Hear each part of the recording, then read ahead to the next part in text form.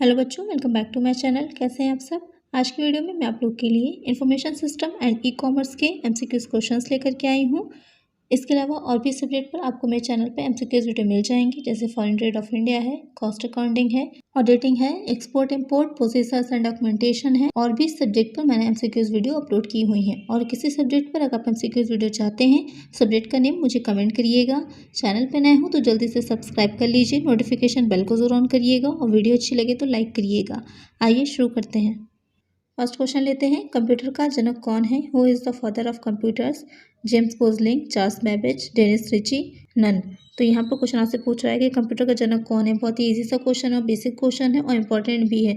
Exam में ये question बहुत आता है कि फादर ऑफ कंप्यूटर कौन है, तो वो आप सभी को पता है कौन हो जाएंगे, चार्ल्स बेबेज हो जाते हैं। उन्होंने डिफरेंस इंजन का आविष्कार किया था जो कि भाप से स्टीम से चलता था। उसके बाद इन्होंने एनालिटिकल इंजन का भी आविष्कार किया था जो कि पंच कार्ड के डायरेक्शंस पे काम करता था। तो यहाँ पर करेक्ट आंसर हो जाएगा ऑप्शन बी। नेक्स्ट क्वेश्चन है, कंप्यूटर की विशेषताएं क्या हैं? What are the characteristics of computer?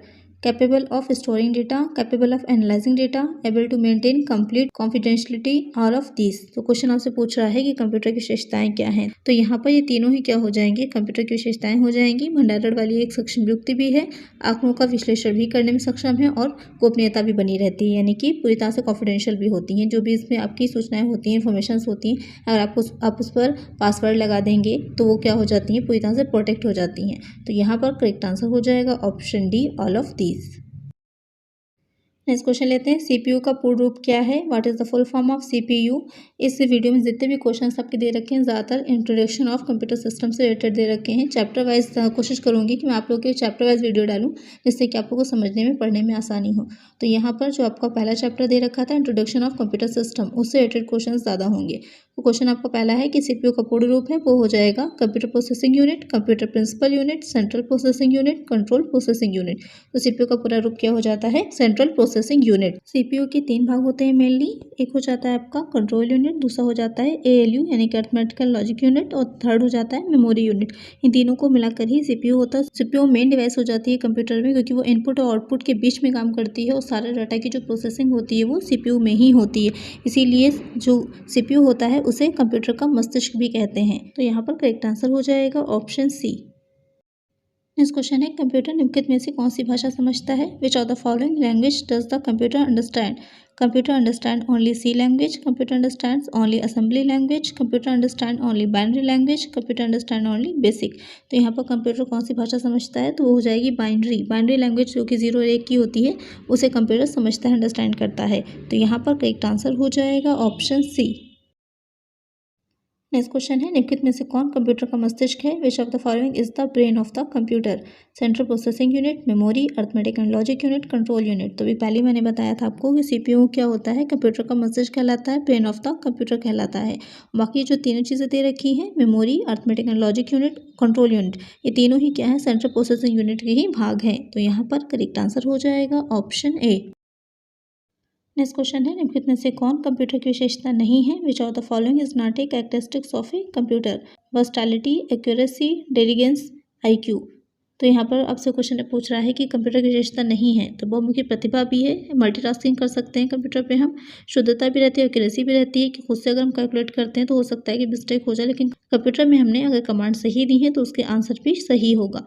परिश्रम, इंटेलिजेंस, कई कई घंटों तक बिना रुके कंप्यूटर काम कर सकता है, क्योंकि हम क्या करते हैं, अगर थोड़ी देर काम करते तो थक जाते हैं, लेकिन कंप्यूटर क्या होता है, बिना रुके काम करता रहता है। लेकिन जो बुद्धि होती है वो कंप्यूटर की विशेषता नहीं होती। आईक्यू जो विशेषता है वो मनुष्य की, मानव की, ह्यूमन की ही होती है, लेकिन कंप्यूटर की बुद्धि विशेषता नहीं है। वो खुद से सोच और समझ नहीं सकता, अंडरस्टैंड नहीं कर सकता चीज़ों को। आप जो भी कमांड देते हैं उसी कमांड के अकॉर्डिंग ही वो काम करता है। तो यहाँ पर करेक्ट आंसर हो जाएगा ऑप्शन डी। नेक्स्ट क्वेश्चन है, निम्नलिखित में से कौन कंप्यूटर में डेटा की सबसे छोटी इकाई है? Which of the following is the smallest unit of data in computer? Bit, KB, nibble, byte. तो यहाँ पर सबसे छोटी इकाई है वो हो जाएगी बिट। इसकी फुल फॉर्म हो जाएगी बाइनरी डिजिट इसे कहते हैं। तो यहाँ पर करेक्ट आंसर हो जाएगा ऑप्शन ए। नेक्स्ट क्वेश्चन है, एएलयू का अर्थ है? ALU stand for arithmetic logic unit, application logic unit, automatic logic unit, none. तो ALU क्या है? ALU CPU का एक भाग होता है। इसका फुल फॉर्म क्या हो जाएगी? Arithmetic and logic unit. तो करेक्ट आंसर हो जाएगा ऑप्शन ए। तो ALU में क्या होता है? जितने भी आप कैलकुलेशन वगैरह करते हैं, जो भी गणितीय मैथमेटिकल क्रियाएं होती हैं और तार्किक रीजनेबल क्रियाएं होती हैं, वो सारी ALU में ही होती हैं। और जो उसकी मेमोरी यूनिट होता है CPU का, वो क्या करता है? सारी सूचनाओं को, इन्फॉर्मेशन को स्टोर करता है, जिसमें कि आपके 2 तरह का रैम और रोम आ जाती हैं। आगे क्वेश्चन जैसे आएंगे मैं उसको डिटेल में आप लोगों को समझाऊंगी कि रैम रोम क्या है। और जो थर्ड हो जाता है कंट्रोल यूनिट, वो क्या करता है? ये सारी जो भी प्रोसेस हो रही है उस पर कंट्रोल रखता है। तो यहाँ पर जो आपका ALU की फुल फॉर्म होगी वो हो जाएगी अरिथमेटिक एंड लॉजिक यूनिट। तो करेक्ट आंसर हो जाएगा ऑप्शन ए। नेक्स्ट क्वेश्चन है, which of the following is the correct abbreviation of computer? निम्नलिखित में से कौन सा कंप्यूटर का सही संक्षिप्त नाम है? Commonly occupied machines used in technical and educational research, commonly operated machines used in technical and environmental research, commonly oriented machine used in technical and educational research, commonly operated machine used in technical and educational research. Computer आप short में बोलते हैं, तो उसका जो full name है वो हो जाएगा commonly operated machines used in technical and educational research. तो करेक्ट आंसर यहाँ पर हो जाएगा ऑप्शन डी। नेक्स्ट क्वेश्चन है, भारत का पहला कंप्यूटर कहाँ स्थापित किया गया था? Where was the India's first computer installed? Indian Institute of Technology Delhi, Indian Institute of Science Bangalore, Indian Iron and Steel Company Burnpur, Indian statical institution Calcutta. तो यहाँ पर जो भारत का पहला कंप्यूटर स्थापित किया गया था, फर्स्ट कंप्यूटर इंस्टॉल किया गया था, वो था भारतीय सांख्यिकी संस्थान कलकत्ता। तो यहाँ पर करेक्ट आंसर हो जाएगा ऑप्शन डी। नेक्स्ट क्वेश्चन है, कंप्यूटर निम्नलिखित में से कौन सा कार्य नहीं करता है? Which of the following function is not done by computer? Inputting, processing, controlling, understanding. तो क्वेश्चन में पूछ रहा है कि कंप्यूटर कौन सा काम नहीं करेगा। तो इनपुट भी किया जाता है सूचनाओं को, इसमें प्रोसेसिंग भी होती है, कंट्रोल भी रखता है, लेकिन जो आपका अंडरस्टैंडिंग है, समझ है, वो कंप्यूटर में नहीं होती है।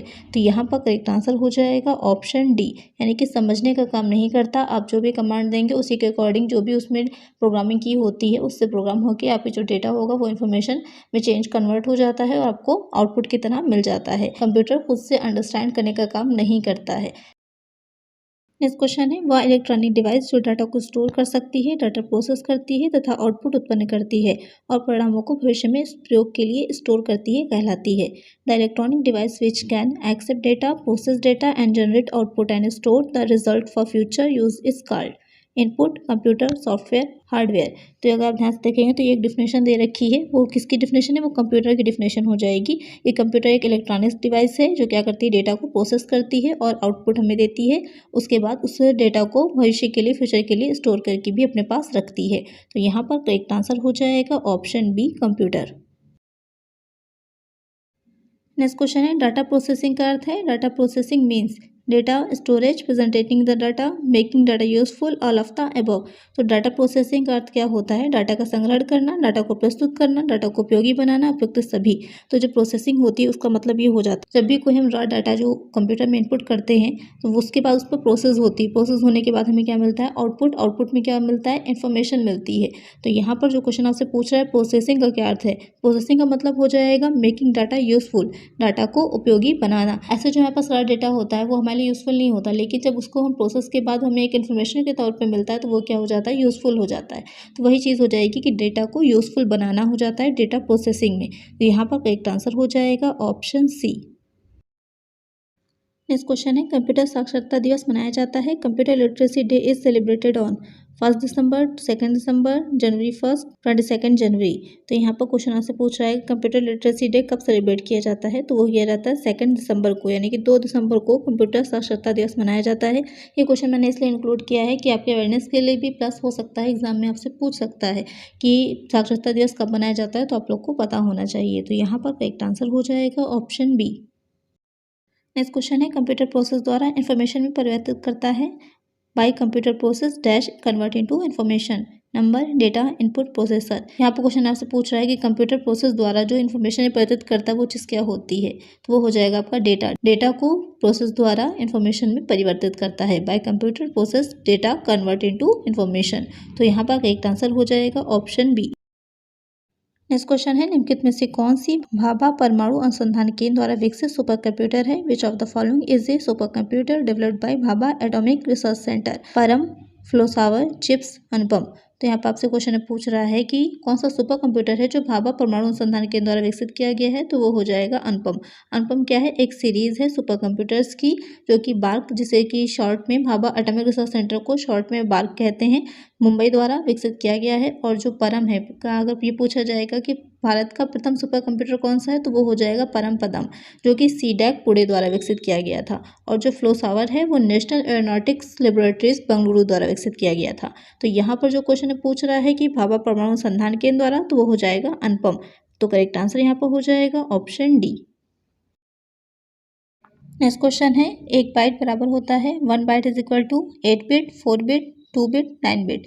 तो एक बाइट किसके बराबर होता है, 8 बिट्स के। तो यहाँ पर करेक्ट आंसर हो जाएगा ऑप्शन ए। नेक्स्ट क्वेश्चन है, IBM का पूरा नाम है, the full name of IBM is Indian business machine, international business machine, Italian business machine, integral business machine. तो IBM क्या है, IBM का पूरा नाम हो जाएगा इंटरनेशनल बिजनेस मशीन। तो यहाँ पर करेक्ट आंसर हो जाएगा ऑप्शन बी।